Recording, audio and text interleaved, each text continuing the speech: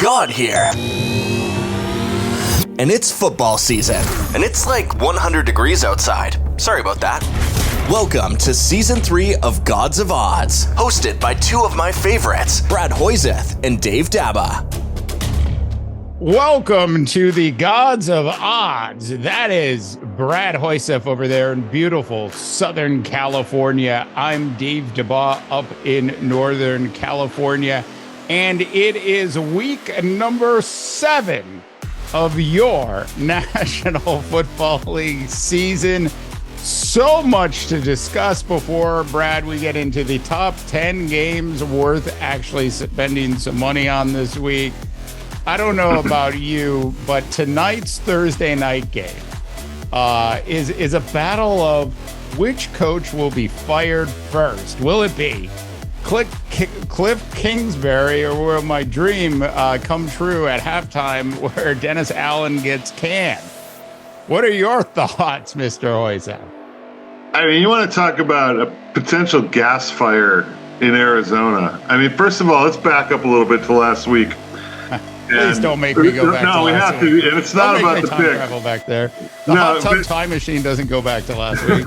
No, I'm talking about the Robbie Anderson situation on the sidelines for the Panthers, which was unbelievable. You always talk about a guy getting fired at halftime, a coach, but Robbie Anderson actually really kind of did get fired at halftime. The wide receiver for the Panthers, and because he was getting into it with his own coaches, in particular his wide receiver coach. And the coach at halftime just said, "Don't bother coming back, Robbie. We don't.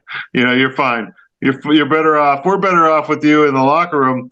And then shortly after that, now they've moved him on to the Cardinals, who traded him for him today and a couple days ago.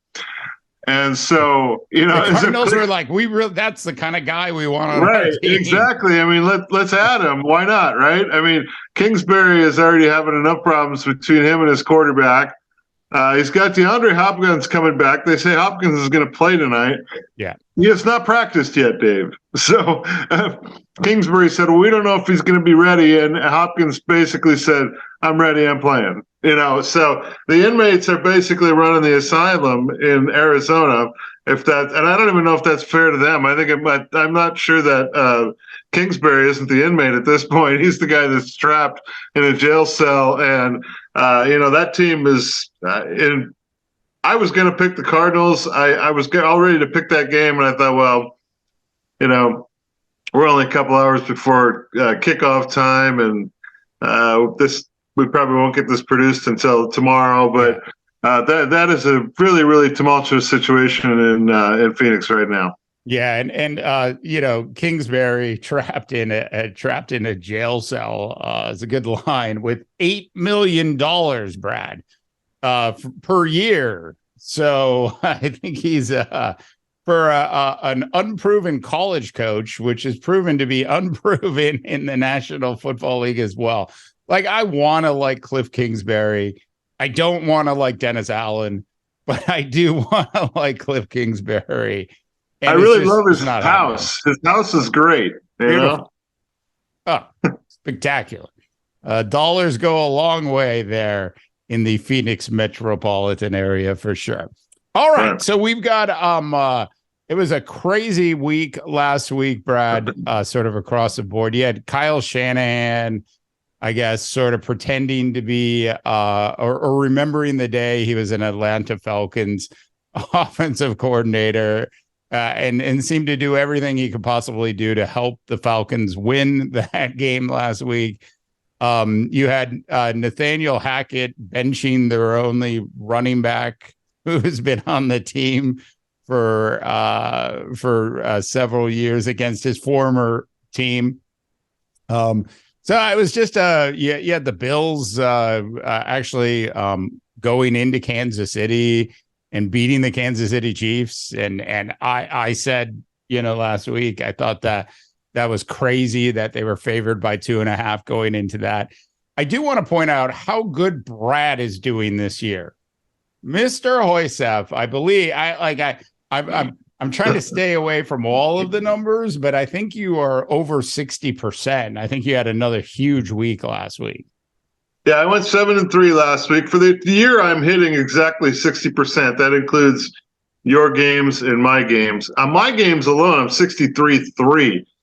That's a rare number. I mean, look, it could all go haywire this weekend and things could go away, but I'm actually 15-5 in the last 2 weeks, which is almost unheard of.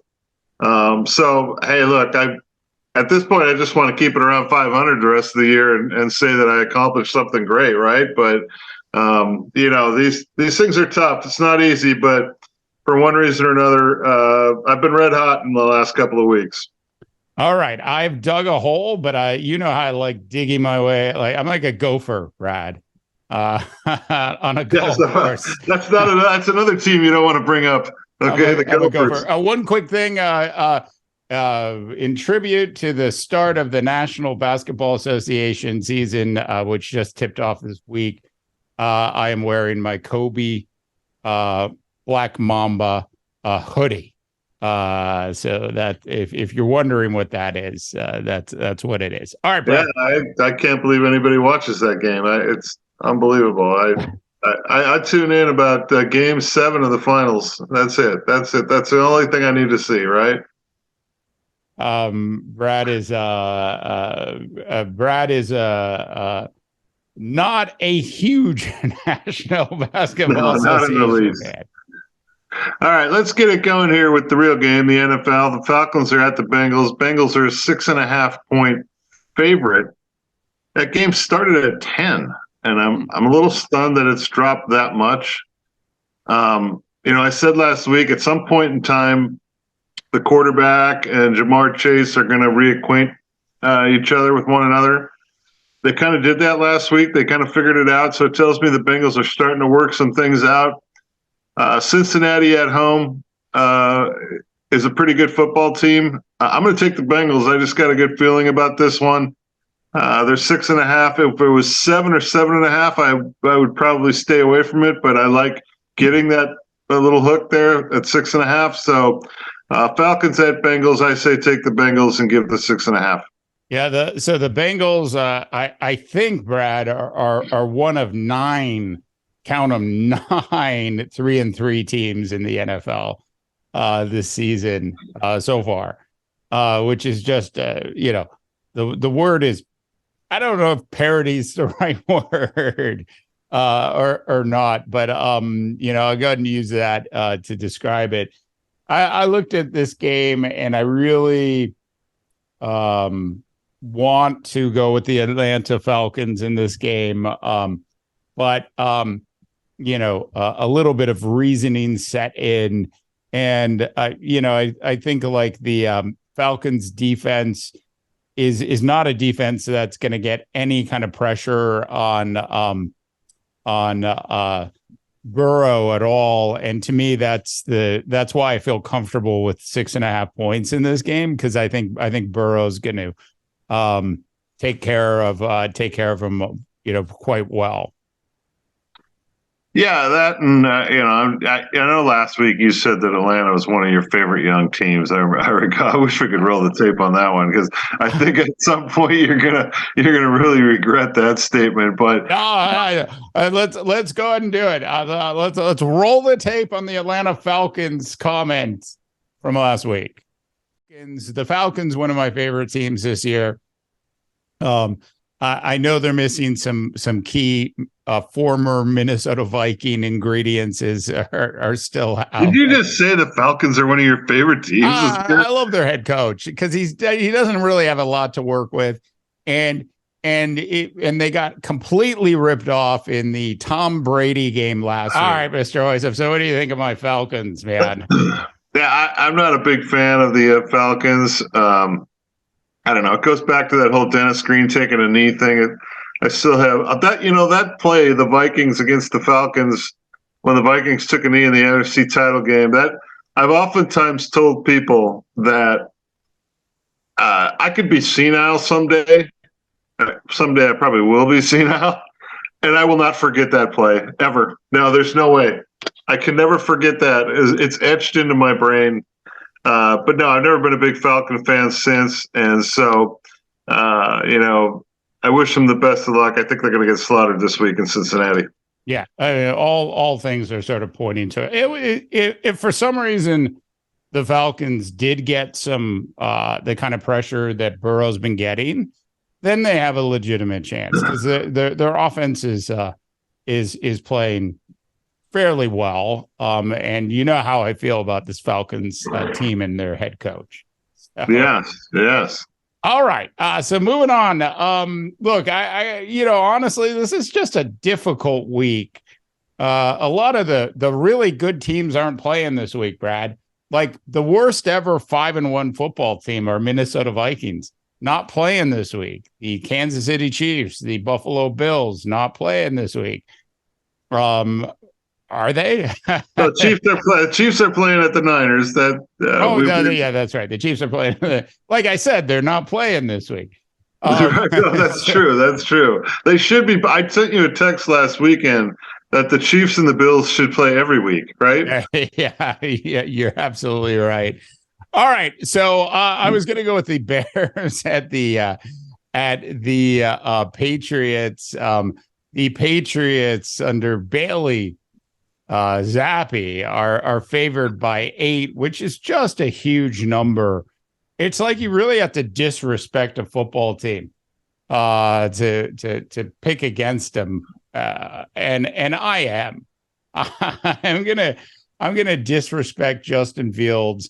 I'm gonna disrespect the job that they aren't doing on the offensive side of the ball.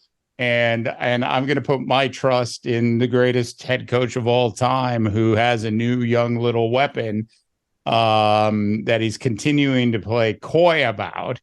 I bet you as long as Bailey Zappi stays healthy, he's the starting quarterback for this team for the rest of the year. I think Belichick is done with his with Mac at this point. I'm going Patriots, Brad. Yeah, I mean, is this game really about the Patriots and the Bears, or is it about the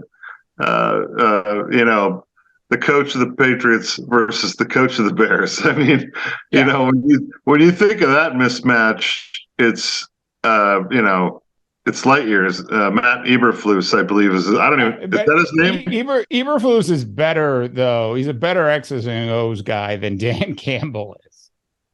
Right. So, but Belichick is clearly, he heads and tails in that regards. But this is not a great Patriots team, and I just kind of felt like 8 points was a lot. I think it's very likely the Patriots could win this game. The Bears, I think, have also had an extra 3 days rest, if I'm not mistaken. Did they play last Thursday? And at some point we got to get into the Thursday night football thing because that's a disaster. Yeah. But I think the extra time to prepare, it is Bailey Zappi or Zap or, whatever the heck it is. And so I'm going to take the Bears and the 8 points. It just seems like the Patriots really shouldn't be favored by 8 over anybody. So, maybe the Panthers, I would give up 8 with the Patriots. But the Bears, at least they could play a little bit of defense. And Justin Fields is, about a quarter of a season into his first season of an actual starter. So I'm going to say the Bears muster something up with a few extra days rest, and they keep that a little tighter than 8. Yeah. I wondered, how high would have I gone on the odds to take the Patriots in this game? Would have I gone to double digits? Do I really believe this Patriots team is going to beat the Bears by double digits? And yeah, I do, Brad. I think you're going to look back at this and you'll be like, DeBall was right. I think that's going to be coming out of your text messages this weekend. So Brad and I have slightly differing opinions when it comes to the train wreck that is Thursday night football as a whole. I won't speak for Brad. I will say, though, I enjoy a good train wreck. Yeah, I don't know. I think about Tuesday or Wednesday, we enjoy the idea of a train wreck on Thursday. Yeah. But then once we reach halftime of the train wreck, we're like, well, why are they playing? This is awful. The last 2 games, Dave, have been as bad a football as we've ever seen. And my thought is that these guys they're not ready to play on Thursdays, Dave. I mean, if you talk to trainers, I think every trainer to a man would tell, or to a woman would tell you that the guys aren't ready to play football on Thursday. I mean, they get up out of bed on Monday, if they get up at all. By Tuesday, they're kind of walking around and maybe they're doing some light jogging. And then they try to institute a game plan on Wednesday. If you're playing Thursday, at some point you got to travel, right? And so, it's starting to look worse than the games in London, Dave. Yeah. It really is. And this to the game tonight between the Saints and Cardinals has got the same train wreck written all over it. If we could have a Thursday night game in London, that might be. Can you imagine that? You fly over to London on Wednesday for a Thursday night football game. That's a kind of train wreck I'd like to absolutely see. All right, Mr. Hoysef, take us down back into your picks, my friend. All right, next one is the Packers at the Commanders, which I still haven't quite gotten used to yet. I don't know. That's going to be a tough one for me. I just kind of got used to the Guardians, one of those things. And now we got the Packers at the Commanders, who absolutely command no respect whatsoever. The Packers are a -5. The Packers are not a good football team, Dave. But I look at this one and I look at the quarterbacks and I think Aaron Rodgers has had now an extra week to work with those young kids. And I look at Carson Wentz and say he's had an extra week to work with his team. And that means I'm taking the Packers, right? So the Packers are a -5. I feel good about that one on the road this week. A lot of trouble in Washington right now with Snyder and that organization. I don't like organizations that are in turmoil, Dave. Yeah. I'm going to go and flip-flop on this, Brad. I had planned on, going with the Packers. I just keep seeing Aaron Rodgers. He just looks disconnected. He looks like I don't know. And speaking of Carson Wentz, he's hurt, had surgery, I think yesterday. So he's some thumb issue. So I think he's out for this week, which means one of my favorite backup quarterbacks in the National Football League will be starting, and one Taylor Heineke. And I am a big fan of Taylor. They'll simplify the offense even more for this team. So if Carson Wentz was starting, I would probably be absolutely agreeing with you. But since he's not, I can't believe I'm doing this with a team that any day now should be forced to have to sell itself. But I'm going to go with the Commanders. Yeah, that's an interesting one. Because Heineke, he can be kind of a tricky player. And obviously, having played for the Vikings previously, he understands the Packers and what they can do. But it just seems like a team that's, heading down a really, really tough path right now. They're not playing good football. And, they've got a lot of problems over there in Washington. So I'm going to take the Packers. The Packers have to get it together now. They've fallen a little bit behind your Vikings now. And the Vikings have a game in hand as a result of beating the Pack in week 1. So Green Bay's got to get it together. I say they get it together this week. Great elixir in Washington. All right. So we've got the Chiefs who don't officially have the week off going into Santa Clara to do battle with to play football against the San Francisco 49ers. That continue to have a huge amount of players on both sides of the ball injured in Kyle Shanahan's defense. The Chiefs are favored by 3. This felt like one of the easier ones to pick this week. If the 49ers go to Atlanta and get beat by Atlanta and then come home and beat the Kansas City Chiefs, I give up. It's like, it would make no sense. It makes as much sense as 3 weeks ago, the Indianapolis Colts going into Jacksonville, getting shut out by it was 28-0 or something, and then turning around the next week, and Matt Ryan suddenly, or 3 weeks later, and Matt Ryan suddenly discovers the fountain of youth and remembers how to play football. It'd just be crazy to me if this San Francisco 49er team was able to flip the script where they were last week. The interceptions on Garoppolo were like end of half stuff, so they weren't real in that respect. So the issue is the defense, which is just really banged up. I've got the Chiefs by 3 easily in this one. The 49ers are like my bugaboo. I never get these games right, the 49ers. I don't know what it is. And you're a lot better at them. You're a little bit closer to the situation there in San Francisco. And so I'm basing my pick on one thing. I'm doing what you're doing. That's what I'm doing. So I'm going to be with you. I'm taking the Chiefs -3. I can't figure out the 49ers. I'm sick and tired of hearing their excuses about having injuries. It seems like 4 years in a row now where they just can't keep guys healthy. And the Chiefs, to me, on paper, are a far superior football team right now than San Francisco. So I'm going to agree with Dave on this one, and I'm going to take the Chiefs -3. Look, Shanahan's dangerous as a head coach if he gets some semblance of a roster into the playoffs. I believe Kyle's a good playoff coach.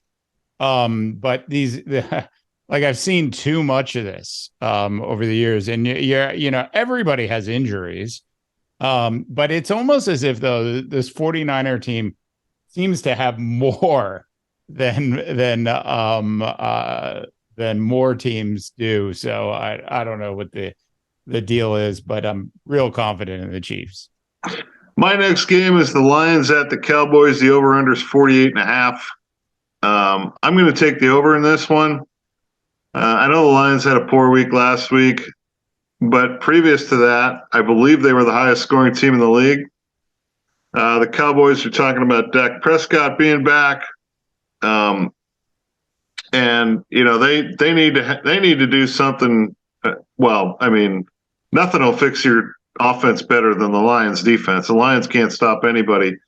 So to me, I thought this should have been over 50, but it was at 48.5. I couldn't resist, so I'm taking the over.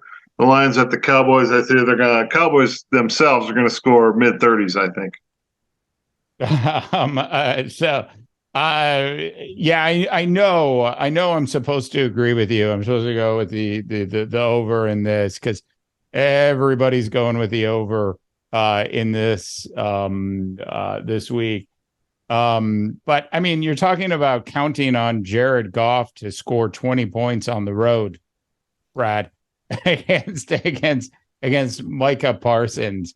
You're talking about the Detroit Lions learning a little something from the Eagles last week and how they went straight at Micah Parsons. You're talking about the worst defense. Okay, this makes your argument, but going up against an interesting offense, which is a ball control running offense. Anyways, I'm going with the out of complete distrust for the Detroit Lions at this point on the offensive side of the ball. As much as we all want to love Dan Campbell, this thing is falling apart quickly. And they had a week off to try to fix it. And I think what we're going to find is it didn't get fixed at all. Cowboys are going to win this easily, but it isn't going to be, there aren't going to be 48 points spent, played or counted in this game. So I'm going with the under. I think it's on a rare occasion, which I don't really like the Cowboys. And I'm not a big fan of Jared Goff. But I have a sense that for some reason or another, this could end up being one of the more entertaining games of the week. I really do. I see a high-scoring affair. Last team with the ball. I think the Cowboys are going to score mid-30s, which, just means that Goff and company just have to score a couple touchdowns. Amon-Ra St. Brown is apparently going to be back this week. He's healthy. I like the chances of this going over at 48.5. I think you're going to regret that one, Dave. Okay. All right. Moving on to other games that I will most likely regret this week. Jets at Broncos. I regretted even picking this game. I was like, oh my God. But I did this more for Brad so he could talk about how good the Jets have been. And then I could get in my Nathaniel Hackett job or Hackett take of the week. Like, what was Hackett thinking last week, Brad? When he took out his star running back. And then they didn't even talk to him. They didn't even they interviewed him in the post game, and they didn't even tell him why they took him out. They just took him out. Just what is the deal there? Anyways, Broncos are somehow favored at home by 3, which is shocking. So I'm going with the Jets in this one. Yeah, that to me it was a puzzling line to see the Broncos favored by 3. The Jets they're pretty hot right now, Dave. They're playing really good football. Their young quarterback is playing great. Their young running back is an emerging star. The Broncos have no offensive line whatsoever. I just was a little surprised. I could have easily seen the Jets being a 3-point favorite on the road in Denver. Maybe I'm missing something. Maybe Vegas knows something we don't know. What Vegas is saying here is that the Broncos have one of the best defenses in the game, and they're gonna win that. And you've got a bad. I can't use the term great with Zach Wilson yet at all. He's an okay quarterback.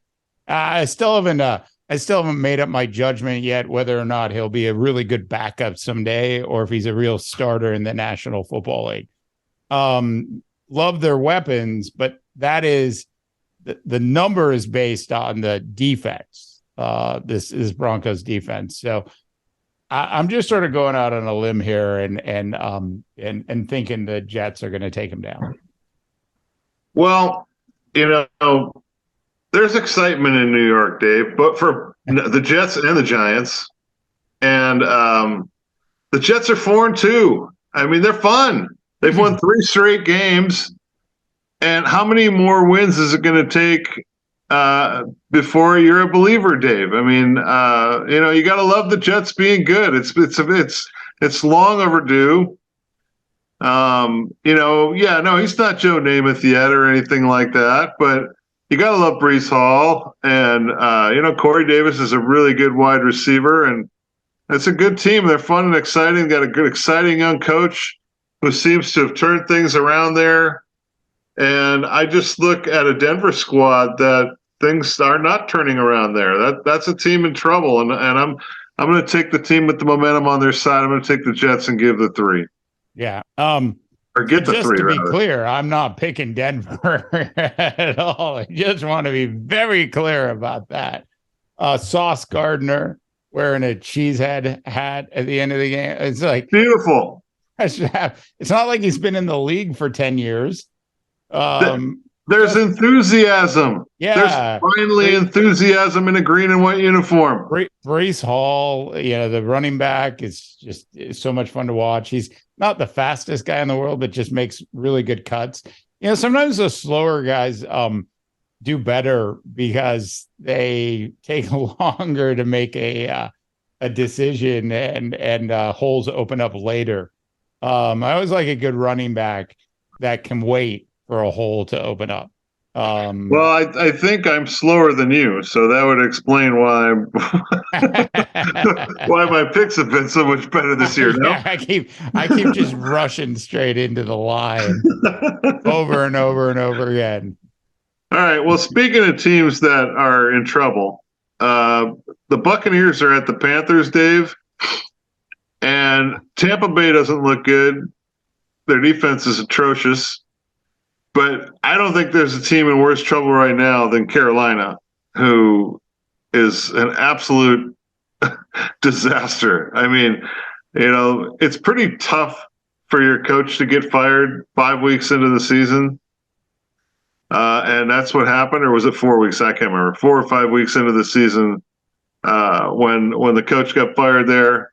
Now you've got the situation on the sidelines last week with Robbie Anderson, and Robbie Anderson shipped out of town. There's also talk that the running back there, Christian McCaffrey, is on the trade block. I mean, it looks like a potential fire sale.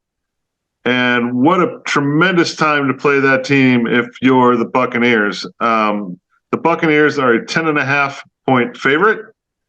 I think it's about 10.5 points too little. I think they're going to go in and absolutely drill Carolina, because Carolina is they're in a really bad spot right now. I'm going to take the Bucs, give the 10.5. Like, the Bucs haven't drilled anything out of anybody in weeks. 10.5 just scares the hell out of me. I have very little to say on this. I'm going with the Bucs for a lot of the same reasons, except the drill part. I think this Bucs team's in a bit of. I think they're definitely going to win the game. 10.5 points is a lot, Brad. But the last time I sort of got stuck on the points, I wanted to take Pittsburgh and I didn't. Or I did take Pittsburgh and they got beat by like 30 by the by Buffalo's 2 weeks ago. We have it on tape. I'm not playing it again for you. It's not happening. I will just fess up that I took the Steelers. It was like 14 points, I think. And I took the Steelers in the 14 and they still lost. Wasn't that Kenny Pickett's first game? Yeah, it was his first official game starting. Yeah. So I don't know. I'm with you on this one. All right, very good. Yeah, no, I just kind of feel like the Buccaneers have, this is like the perfect storm for them to come out of their kind of slump that they've been in, their slumber for the first third of the season, and the Panthers just seem like they're in a world of hurt right now, and you got to believe Brady's going to come up with something that continues them down their pathetic path, with that being the Panthers. All right, we will move to potentially bad football. Texans at Raiders. The Raiders in Las Vegas. Raiders are favored by 7 in this particular game. Did we see anything out of the Texans in their big victory to think that they're going to go in and to Las Vegas under Lovie Smith and beat a well-rested Las Vegas Raider team? Look, there's always the opportunity for Josh McDaniels to overthink himself into a close football game. That is certainly there's certainly a medium level probability that that's going to happen here. Where, quite frankly, Lovie Smith wishes he had the talent of the Las Vegas Raiders on his Houston team, because Lovie Smith's actually a good coach, Brad. Your Josh McDaniels sort of distrust is seeping into my thoughts that you might actually be correct about that one as well. I mean, for God's sakes, Hoysef, you're 60% on the year. So you've been right about a lot. I'm going at 60%, but you still have the pick of the year. When we rolled pack tape last week on you saying that the coach was going to get fired in Carolina, that was like a wizard there. If you would ask me, like, if so I think the Saints are going to win tonight, and I think Cliff Kingsbury is going to be out of a gig tomorrow. So I think that's the scenario. And then you're you're doubling down on that deal. And then Sean Payton is going to be hired, and he won't even be part of that Fox pregame show on Sunday. So that's the scenario I think is about to go down. Look, Sean Payton's really just sitting there waiting in the weeds for that Dallas job. And I think he's he's under the impression now that he isn't going to get it. Did you just say waiting in the weeds? I did. No, you're not going to believe this. Okay, my wife and I have a long-standing argument on this because I always say waiting in the weeds, and she says that's not a saying. It's not waiting in the wings.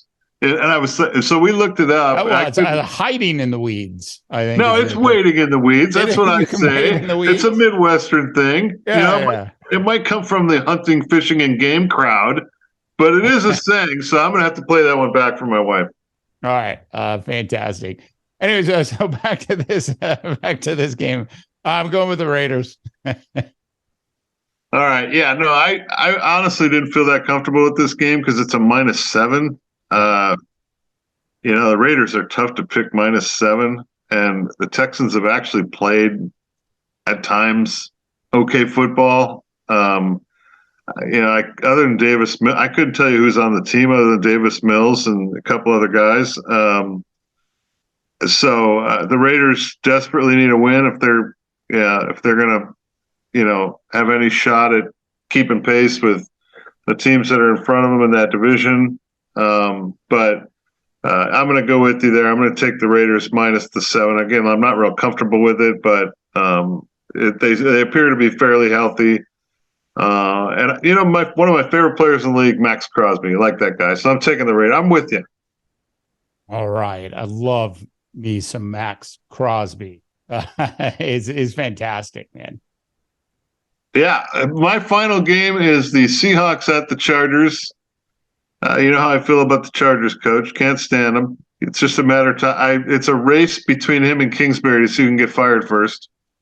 And I think Kingsbury will be first, by the way, because this kid should have lost a game against the Browns when the field goal kicker missed the field goal. He makes so many poor decisions; it's unbelievable. But the reason I'm taking the Chargers are a -5 in this one at home against the Seahawks.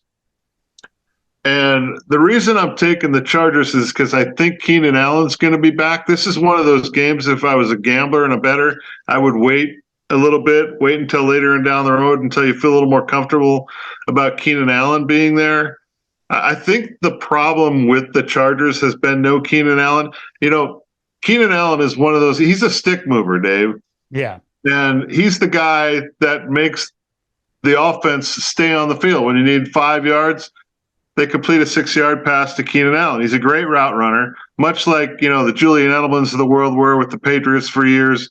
Those are the guys that you take them out of that offense, it's not the same offense. And as a result, we haven't seen a lot of Mike Williams. We haven't seen, a lot of deep shots being taken because they just don't have a guy that can get them 7 or 8 yards when they need it. And so Keenan Allen, now the problem I have with Allen is he's getting a little bit older, and he's now missed 5 weeks with a hamstring. And that to me is a little disconcerting because the older guys start getting soft tissue issues, and it's pretty hard for them to recover. Yeah. But they're saying he's going to play. So for now, I'm taking the Chargers -5 against the Seahawks. Sort of the Adam Thielen of the Chargers now. Exactly. I mean, Thielen is. I love Adam Thielen. I've got a couple different versions of his jerseys over the years, and I think this is it. I think this is the last year, unless he comes back at some sort of deep discount next year. I just don't think physically he's going to hold up, beyond this year. And I wasn't there with Keenan Allen, but you're absolutely right. When these wide receivers get a little older, and their hamstring issues, and the hamstring keeps you out 5 weeks, that's a significant chunk of time. Like that. Teams can't bank on that anymore. And that becomes an issue. Look, I think there's a couple other head coaches ahead of Brandon Staley that are going to get fired. I think Nathaniel Hackett will be fired before Staley. I think Staley finds a way to make it to the end of the season. But we'll see. But I'm going with the Chargers in this one. I really tinkered on going with my Pete Carroll. Everybody should have their own version of Pete Carroll that they respect. I love Pete Carroll, like what he's doing, but I've got to believe this Charger team's going to tear apart that secondary. Yeah, you would think so. The Chargers are still a fun team to watch. I think they're about to get a lot more fun when Keenan Allen gets put in there. I think they're going to start winning some games like they were supposed to at the beginning of the year. But that Allen thing just set them back. And sometimes those possession wide receivers people don't understand the value of them. They get caught up watching the guys that are scoring all the touchdowns. And they forget that Keenan Allen, I think for about 5 or 6 years in a row, caught about 110 balls every year. Yeah. He was one of the best wide receivers in the game, and they just really haven't had him all season long. And it's really hurt the Chargers. So hopefully they get out of their funk. All right. Moving on to our last game of the week. Brad, I saved the big Sunday night football game. Which features my Pittsburgh Steelers and Mike Tomlin. And I'm not sure who's going to be the starting quarterback. I'm not sure it matters going into Miami to play against the Dolphins on Sunday Night Football. Fins, if you will, are favored by 7 in this particular game. Look, I'll be honest. I'm behind pretty bad in our picks. And so there are a couple games I do need to start taking some risks on. And this would be one of the risks I've decided to roll the dice on this week. You have a Pittsburgh team that, as long as it doesn't have to play Buffalo, is a team that can hang in there. The Dolphins offense is pretty good and scares me a little bit. But I believe Mike Tomlin's going to find a way. Let's just put it this way. Tua is not Josh Allen. Tua is no Josh Allen. You, sir, are no Josh Allen, is what I would say to Tua. While I think the Dolphins are probably going to win this game, I don't think they're going to win by 7, so I'm going with the Steelers. Well, you got 2 young quarterbacks that are coming off of now. Tua's coming back from concussion. Isn't that what Pickett's coming back from too? Yeah. Yeah. And from what I understand, he's going to play. So, they should have a separate line in this. Which guy leaves first with another concussion? The correct answer is Tua. Well, I don't know. I mean, the Dolphins could play some defense, and Pickett doesn't have much there in Pittsburgh. They have a terrible offensive line. Their offensive strategy is just poor too. I just, it's archaic. I just kind of feel like the Steelers have fallen apart. This is not a very good football team. Every now and then they put it together and they keep it close, but they're not nearly as good a football team on the road. The Dolphins are at home. They're getting Tua back. Tyreek Hill's catching a ton of balls. Jalen Waddle's starting to get involved. They still haven't got much of a running game going, but they always have that defense, which is pretty good. I felt pretty comfortable in this one. When I took the Dolphins, I gave the 7 points. Got to give it to the Vikings last weekend when they stripped Waddle or did something to Waddle towards the end of the game. The secondary basically went into the end zone and they did the Waddle. They did variations of the Waddle, which was absolutely fantastic.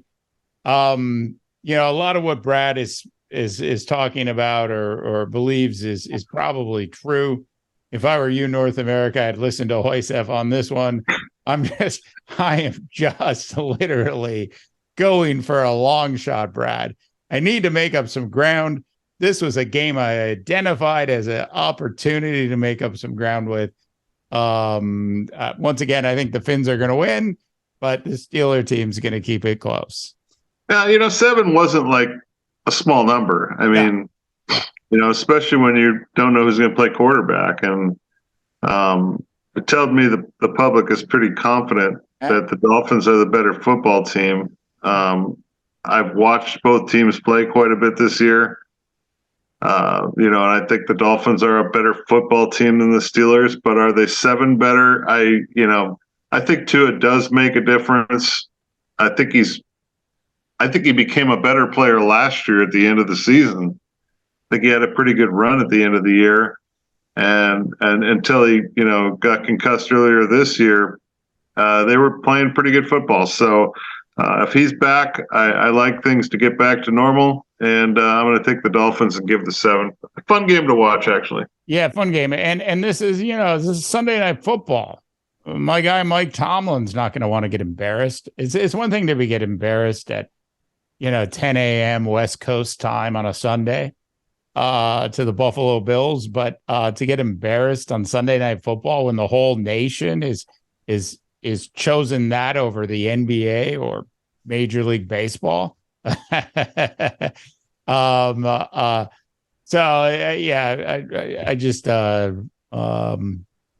think it's going to be close. All right, Mr. Hoysef. Any final thoughts for week 7? Well, we don't get to pick the Vikings this week, Dave. It's usually our thing, and you got your. And I predicted they're going to pick up a half a game on the Packers this week. So. Right now, who's going to win the NBA title? Because I could care less, as you know. I mean, but usually there's a problem. Here's the problem with the NBA, Dave.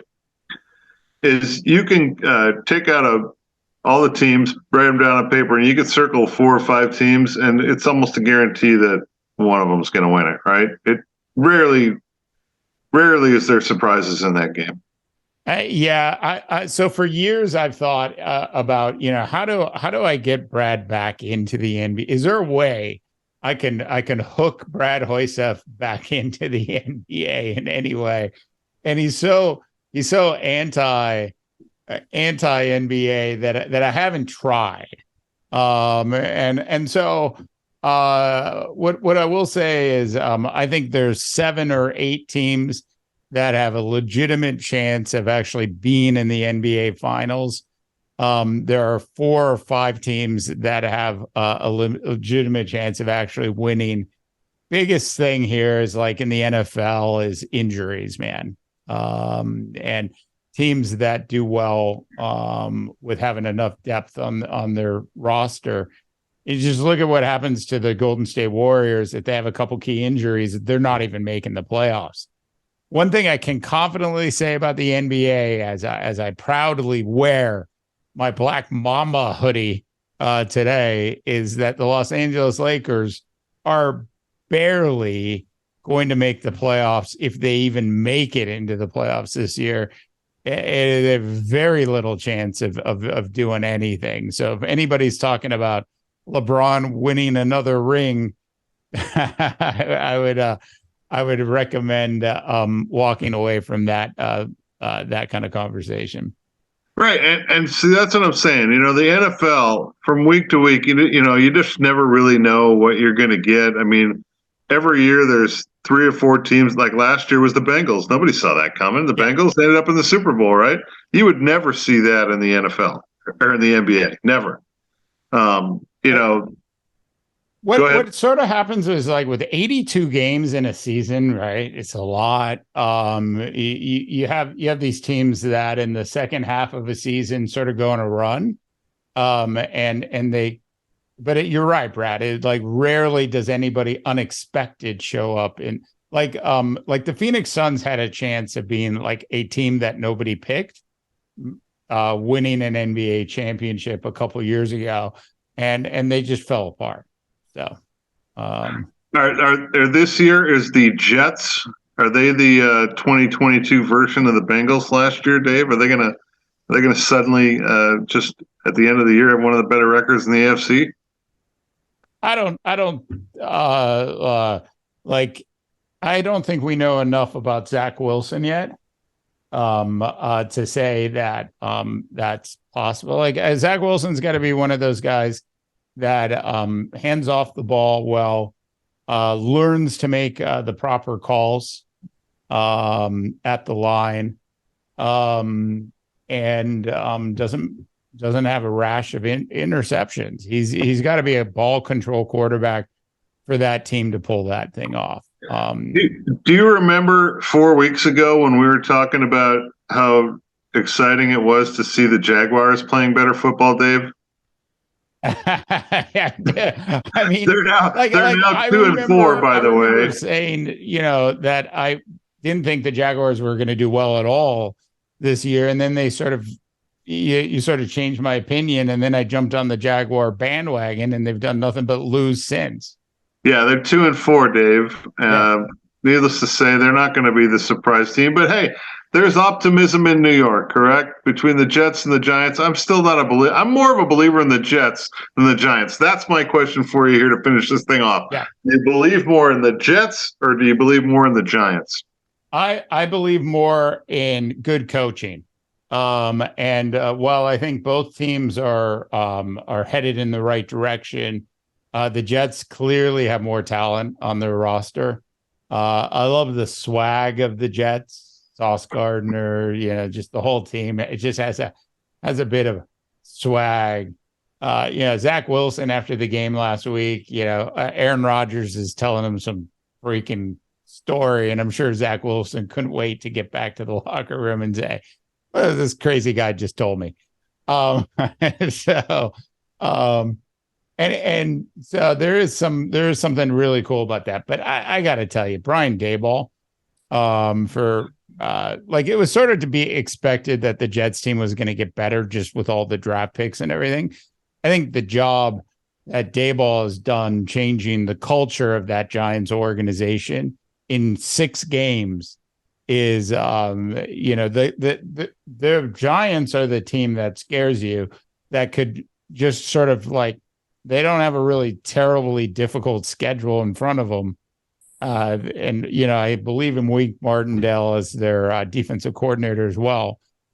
So I'm Giants. How exciting is football in New York between the Bills and the Jets and the Giants? There's not a lot of losses there so far, Dave. So exciting things on the East Coast when it comes to football this year. All right. I guess that is it for the show. Brad is a Jets fan, Jets. Let's go Jets. I'm on Big Blue, at least in terms of which team I think will ultimately do better this year. That's where we're at. All right. Well, I want to thank everybody for tuning in to the latest episode of Gods of Odds.